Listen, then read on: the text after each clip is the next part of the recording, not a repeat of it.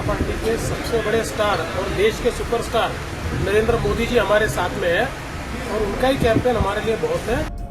बिहार विधानसभा चुनावों के लिए बीजेपी की तरफ से चुनाव प्रभारी बनाए गए महाराष्ट्र के पूर्व मुख्यमंत्री देवेंद्र फडणवीस बिहार में लगातार चुनावी कैंपेन कर रहे हैं। इसी सिलसिले में वो कटिहार पहुंचे थे, जहां उनसे पत्रकारों ने सवाल पूछा कि क्या कंगना बीजेपी के लिए प्रचार करेंगी, जिस पर उन्होंने जवाब देते हुए कहा है कि बीजेपी के पास नरेंद्र मोदी हैं, जो देश के सुपरस्टार हैं।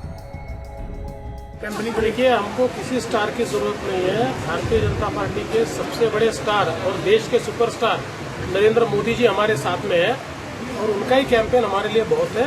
उनके भरोसे ही हम देश में भी जीते और सब जगह जीते। आपको बता दें कि कंगना रनौत मामले में भारतीय जनता पार्टी और शिवसेना आमने सामने है।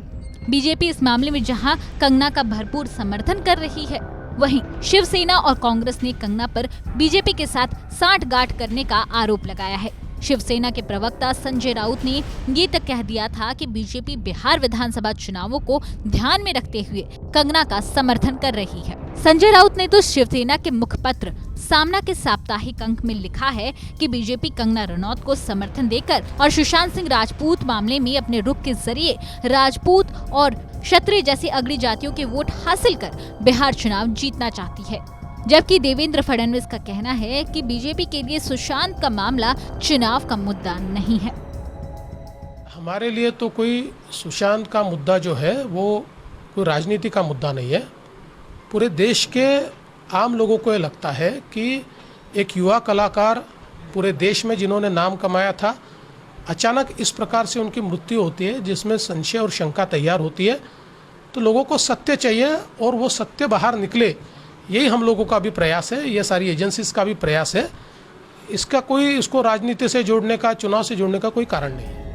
वहीं बीएमसी द्वारा कंगना रनौत के दफ्तर तोड़े जाने पर फडणवीस ने कहा कि बदले की भावना से कार्रवाई नहीं होनी चाहिए थी।